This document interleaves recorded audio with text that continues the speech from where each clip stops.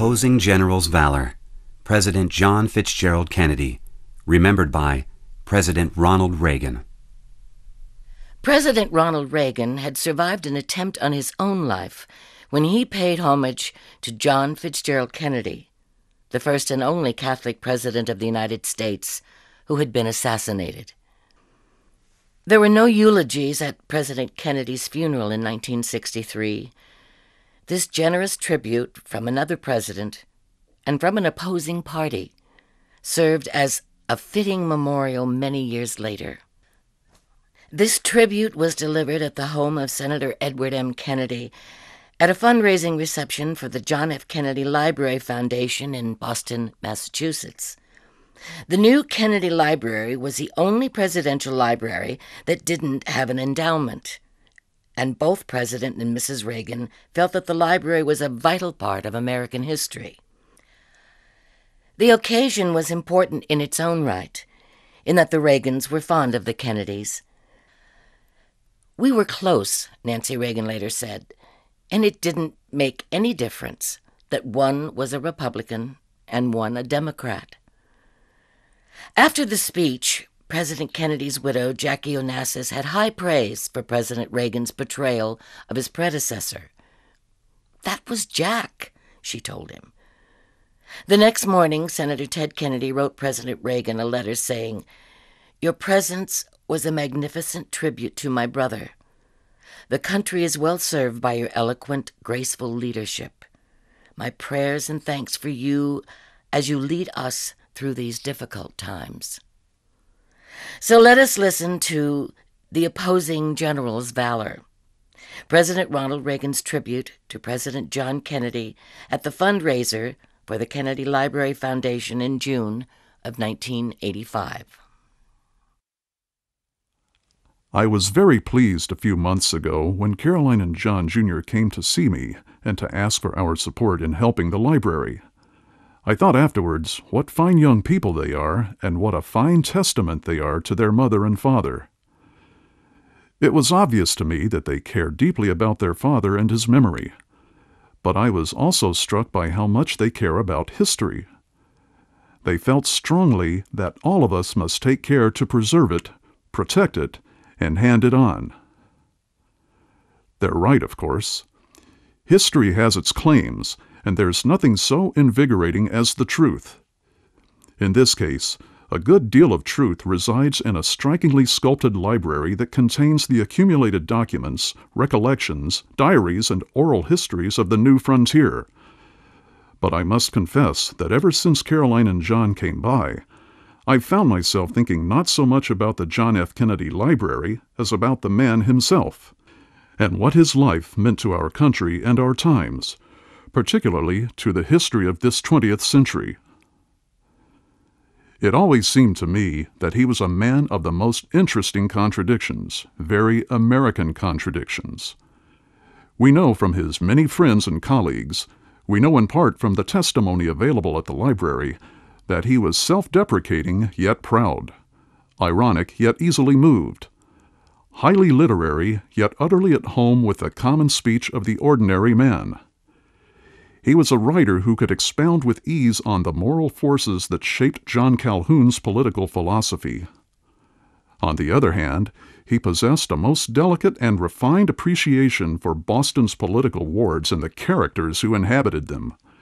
He could cuss a blue streak, but then he'd been a sailor. He loved history and approached it as both romantic and realist. He would recite this quote from Stephen Vincent Benet on General Lee's army.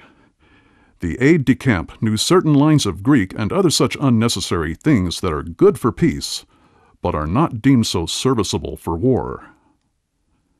And he could sum up a current statesman with an earthy epithet that would leave his audience weak with laughter. One sense that he loved mankind as it was, in spite of itself, and that he had little patience with those who would perfect what was not really meant to be perfect. As a leader, as a president, he seemed to have a good, hard, unillusioned understanding of man and his political choices. He had written a book as a very young man about why the world slept as Hitler marched on. and he understood the tension between good and evil in the history of man. Understood, indeed, that much of the history of man can be seen in the constant working out of that tension. He knew that the United States had adversaries, real adversaries, and they weren't about to be put off by soft reason and good intentions. He tried always to be strong with them and shrewd. He wanted our defense system to be unsurpassed. He cared that his country could be safe. He was a patriot who summoned patriotism from the heart of a sated country. It is a matter of pride to me that so many men and women who were inspired by his bracing vision and moved by his call to "ask not what your country can do for you," serve now in the White House doing the business of government. Which is not to say I supported John Kennedy when he ran for president. I didn't. I was for the other fellow. But you know, it's true. When the battle's over and the ground is cooled, well, it's then that you see the opposing general's valor. He would have understood. He was fiercely, happily partisan.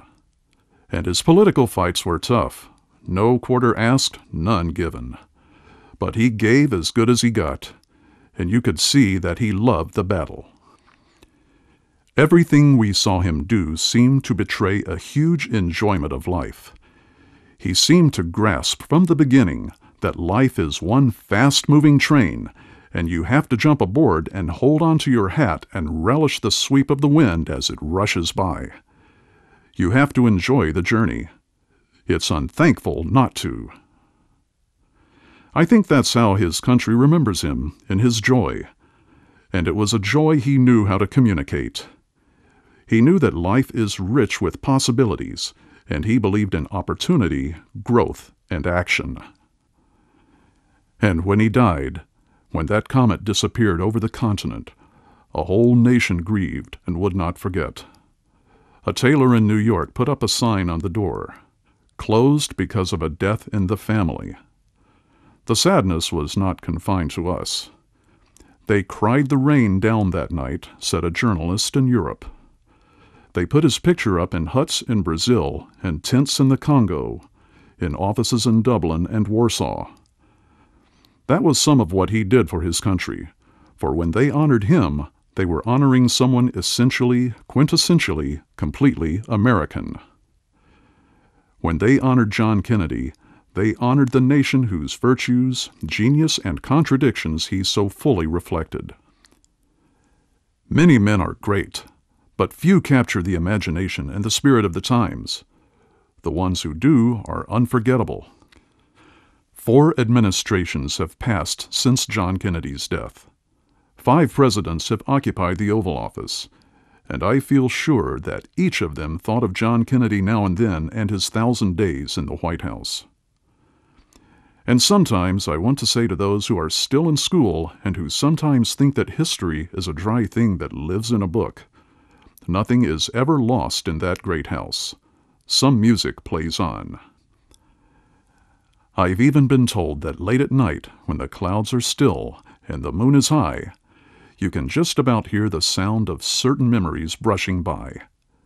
You can almost hear, if you listen close, the whir of a wheelchair rolling by and the sound of a voice calling out, "And another thing, Eleanor." Turn down a hall, and you hear the brisk strut of a fellow saying, "Bully, absolutely ripping." Walk softly now, and you're drawn to the soft notes of a piano and a brilliant gathering in the East Room, and a crowd surrounds a bright young president who is full of hope and laughter. I don't know if this is true, but it's a story I've been told. And it's not a bad one, because it reminds us that history is a living thing that never dies. A life given in service to one's country is a living thing that never dies. A life given in service. Yes. History is not only made by people, it is people. And so, history is, as young John Kennedy demonstrated, as heroic as you want it to be, as heroic as you are. And that's where I'll end my remarks on this lovely evening, except to add that I know the John F. Kennedy Library is the only presidential library without a full endowment. Nancy and I salute you, Caroline and John, in your efforts to permanently endow the library. You have our support and admiration for what you're doing.